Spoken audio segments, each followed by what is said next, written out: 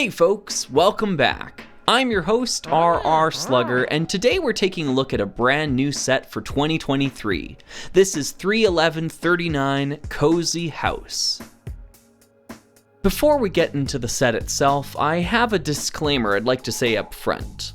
My opinion of this set is completely compromised for a number of reasons that I'll get into. I cannot claim objectivity here, and I encourage you to form your own opinions of this set when making purchasing decisions. Please watch at least one other review from a more impartial third party before buying. I highly suggest Jang's trio of videos, as he is not affiliated with the LEGO group and went in blind on this one. He also covers a lot of details that I'm going to knowingly skip over for the sake of brevity. I've linked his videos in the description. Alright, on we go. To be honest, I really don't know where to start with this video. If you've been watching my channel recently, then you may already know that there's a mini granite grinder brick-built model included in the set, but that's not why we're here, at least not entirely. I guess it all starts with the Rock Monster truck of all things. This was the first set I reviewed, created by LEGO designer Marin Stipkovic.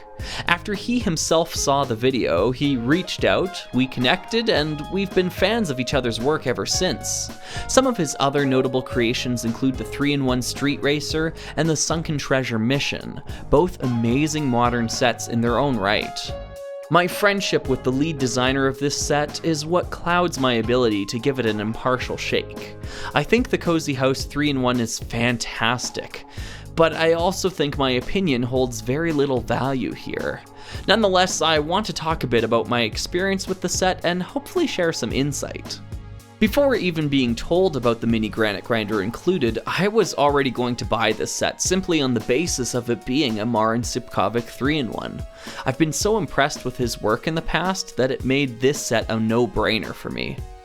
All three of the builds here are simply loaded with detail and clever building techniques. I've chosen to highlight a few as we go, but I don't want to get too bogged down cataloging every detail.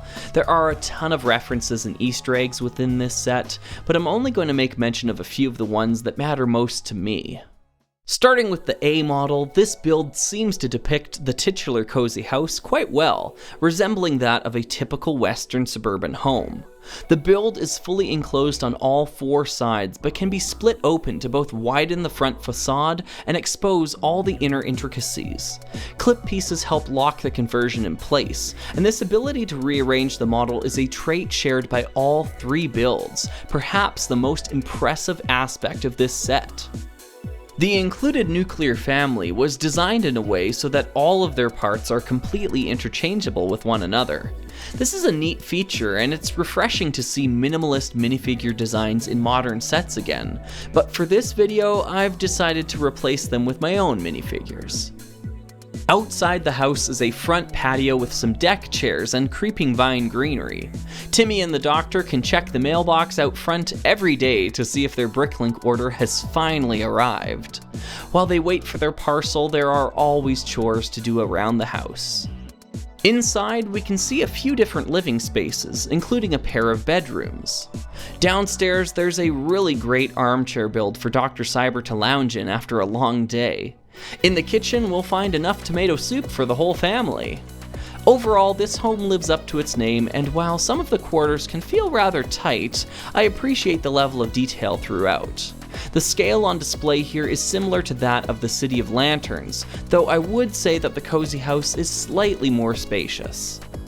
Some of the minor details on the exterior of the home are noteworthy as well.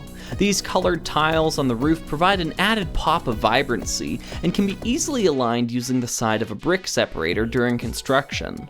All around, there's so much to love here, a top-tier A model if ever there was one. Moving on to the B model now, this one really surprised me. My first impressions of the box art led me to believe that this would be the build I'd like the least, but upon constructing it, the exact opposite is true. It's hard to qualify it exactly, but I feel like this build has the perfect level of detail for me. Not too cluttered, not too sparse. This 3-story building has a lot of presence and demands attention, so much so that it significantly pushed the limits of my photography setup. Situated along a waterside boardwalk, the first floor makes great use of the plethora of masonry bricks included in this set. Inside we can see the makings of a small cafe, a cozy cafe rather. The second floor contains an art gallery, making great use of the paintings from a previous model. Moving up to the third floor, we can see a small studio space with a view overlooking the sea. Both of these sections, of course, have excellent exterior detailing to them, making for a very cohesive aesthetic. Lastly, there is even some storage space utilized within the attic. A couple of Lego toys round out the experience here. Just like the previous model, this structure can be closed up, though in a very different way. The upper section can be removed and combined with the lower half via these clips, and even though the end result is rather hodgepodge, the inclusion of this feature at all is appreciated. Overall, I think this build stands tall, and makes for a more than worthy B model. Finally, we arrive at the C model, an A-frame cabin on a waterfront property. I find it so fascinating how the roof colors continue to change from model to model using the different colored plates within the set. These alternate builds are not phoned-in attempts in the slightest. The amount of care and forethought put into them is immediately evident. The exterior of this third model is quite compelling, though I do find the cavalcade of clutter in the front yard to distract from the building itself somewhat. The interior is quite a bit more cohesive though. With a bathroom, foyer, and living space complete with record player and stereo, this build once again makes great use of the paintings from the previous two, this time as album covers. I've saved the most important detail for last, however. There we go, a little caterpillar crawling up the side of the building. Wait a second, that caterpillar looks rather familiar, like I'm looking in a mirror or something. Believe it or not, but I've received confirmation from the big man himself. Not only are we receiving an official mini granite grinder build from this set, but an official mini slugger build as well.